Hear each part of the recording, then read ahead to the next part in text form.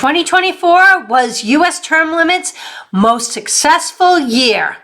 Now, will 2025 top 2024? Hi, I'm Holly Robichaud, and this is U.S. term limits breaking news.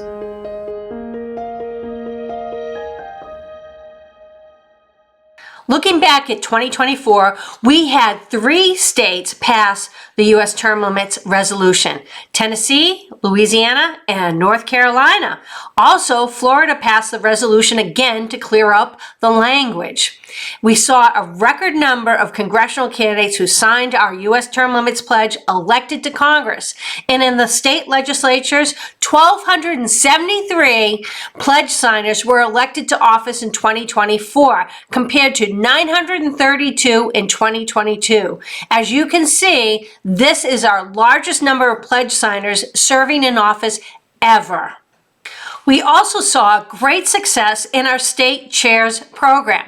Several of our state chairs sought political office in 2024 to advance term limits. In Ohio, our state chair is Bernie Moreno. He was elected to the United States Senate. In Utah, our state chair, Tina Cannon, was elected state auditor. And in Indiana, our state chair, Micah Beckwith, was elected lieutenant governor. Our former state chair in South Dakota, Taffy Howard, was elected to the state Senate. And in Oregon, our state co-chair, Alex Galeros, was elected to the House of Representatives in Oregon. We congratulate them all, and we're excited about their help in advancing term limits. With Micah Beckwith preparing to take on his new role as Indiana's lieutenant governor, he passed the chairmanship torch on to Representative Mike Speedy. Check out our recent press conference announcing Mike Speedy as our new Indiana state chair. All right, thank you all for coming today. On behalf of U.S. term limits, it's an honor to be here defending what we believe is something that will provide better governance in our nation, and that's term limits for members of Congress. And so my name is Micah Beckwith, the Lieutenant Governor-elect in the state of Indiana, and I am also the outgoing chairman for U.S. term limits in Indiana as well. And it's been an honor to be able to serve in that capacity, but it's really even a bigger honor to pass the torch now to a friend of mine and a colleague and somebody that has done great things for our state, former Representative Mike Speedy, who is now a part of our gubernatorial cabinet under the leadership of Governor-elect Mike Braun. And Mike will be taking over as the chairman for U.S. term limits in Indiana to once again push something that we believe will provide for better governance in the future and days ahead. So without further ado, I would love to introduce Mike and let him share a few words on some of the endeavors and some of the things that we're looking to accomplish here in Indiana when it comes to U.S. term limits. So, Mike, thanks for everything you're doing. Looking forward to having you. Yeah. Micah. Yep. Thank you, Micah. It's an honor to carry this ball for U.S. term limits in the state of Indiana. We want to advance the cause of freedom. We think that having U.S. term limits is important to getting our country back on track. We have the swamp, we have Washington because of career politicians not listening to their constituency, because once they get there, they stay there and they enjoy the culture of governance and bloated government.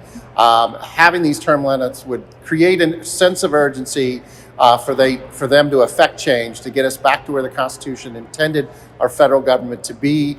It will connect them closer to the voter, and it's what we need for this country to get back to where it needs to be, and to make America great again. I mean that in every sense of the word. So I'm honored to have this role in our state legislature and to be that voice for this important initiative in the state of Indiana.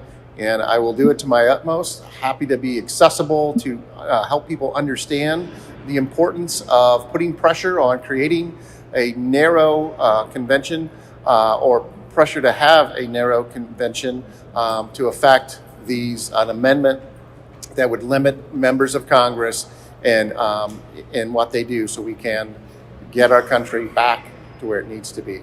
Thank you very much. This is an honor, and happy to answer any questions, and happy to make myself accessible after this announcement.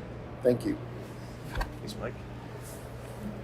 And then one other thing I'd like to say too, if I could, this session is going to be important. We are in Indiana. We are trying to get the U.S. term limits resolution passed in both the House and the Senate. So if you would, work with Mike and help spur on your state reps and state senators to sign on to endorsing the resolution that will be coming through the Indiana General Assembly in 2025. We hope to be one of the states that this session will get it done. So thank you all, and thanks for coming, and appreciate you. So we'll see you out there. Mike Speedy is a former state representative and was just recently appointed by incoming Indiana Governor Mike Braun as Secretary of Business and Administration. Micah Beckworth, as Lieutenant Governor, will be supporting term limits and will be the president of the state Senate in his new capacity.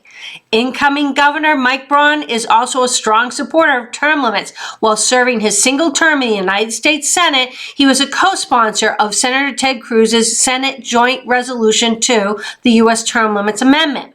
Last year, the Indiana House passed the U.S. Term Limits Amendment, but the state Senate failed to do so. This year, we have strong momentum in Indiana to pass our resolution in the House and in the state Senate.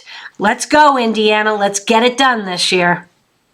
Well, 2024 has just passed a couple of days ago. We're already making progress in 2025. In Arkansas, State Representative Jack Ladyman has agreed to be the sponsor of House Joint Resolution 1004. This resolution would have Arkansas join other states in calling for a convention for proposing congressional term limits amendment to the United States Constitution. We have also pre-filed in South Carolina, Kansas, Georgia, and New Hampshire. One of the biggest stories breaking at the end of 2024 has been the news of 81-year-old United States Representative Kay Granger of Texas. Representative Granger has not voted in the Congress since July in 2024. In April last year, she had to step down as the chair of the House Appropriations Committee. Supposedly, no one knew where Granger was. However, Politico revealed that she was living in Tradition's senior home living in Fort Worth, Texas. According to her son, she is suffering from some dementia issues. First elected in 1996, Representative Granger did not see re-election last year. She is one of 17 members of last year's Congress aged 80 or older. In other aged-old news, there's Pennsylvania Representative Dwight Evans, who has not voted since suffering a stroke in May last year. At first, he claimed that he would return to work in 6 weeks. Then he said he would come back in November. Now he claims his medical team says he may be able to return this month. He was reelected in November facing no opposition. That's right, he had no opposition even though he hasn't been able to vote in months. Those people have not been represented. Representative Evans was first elected to the House in 2016. Prior to that, he served in the Pennsylvania State House from 1981 to 2016. See why we need term limits? Over the past several years, we saw former House Speaker Nancy Pelosi, age 84, and Kentucky Senator Mitch McConnell, age 82, suffer falls. The two members have served a total of 76 years in Congress combined. And guess what? They oppose term limits. With Congress becoming increasingly older and questions about mental capacity of various members having arisen, we would be remiss not to mention that North Dakota voters overwhelmingly passed a state constitutional amendment that prohibits anyone age 81 or older from serving in Congress from that state. Now an update on our story about the trial of former Illinois House Speaker Michael Madigan. Until Madigan's downfall, he was the nation's longest-serving House Speaker and was pointed up as an example of why term limits was a bad idea. He was considered the most powerful politician in Illinois. Madigan is on trial for racketeering conspiracy outlined in a 117-page indictment alleging 5 separate schemes. At its core, the indictment accuses Madigan of leading the criminal Madigan enterprise designed to enhance his political power and reward his allies and associates. The prosecution has rested their case after calling 50 witnesses. Defense began calling witnesses to present their case. The first witness they called was Madigan's legal counsel and is now a sitting judge. The witness, Judge David Ellis, praised Madigan in his testimony, claiming that Madigan operated above board and helped consumers. The trial has now adjourned for the holidays. Now it's time for our Corrupt Politician segment, and it is former California U.S. Representative Jerry Lewis, also known as the Master of Congressional Earmarks. He was elected in 1978 and served 17 terms, 34 years in Congress. The New York Times states that Mr. Lewis was best known for sending enormous sums of money back to his Southern California district through the use of earmarks. He sent tens of millions of dollars to educational, medical, and research institutions, military installations, a dam on the Santa Ana River, extensive tree clearing in San Bernardino National Forest, and other projects. The New York Times also reports that he had improperly steered millions of dollars in earmarks to clients of a lobbyist, Bill Lowry, a former Republican congressman of California. It's no one's surprise to learn that some of these clients have extensively donated to Mr. Lewis's re-election campaign. Nope, no surprise at all. Well, it's 2025, a new year, and I have renewed hope that term limits can become a reality. We've got the momentum. We've got the support. We've never had so many pledge signers serving in Congress, but we can't do it without you. We need you to go to termlimits.org and get involved today. And be sure to share this program with your friends and family. This is Holly Robichaud for U.S. Term Limits Breaking News. I'll see you soon.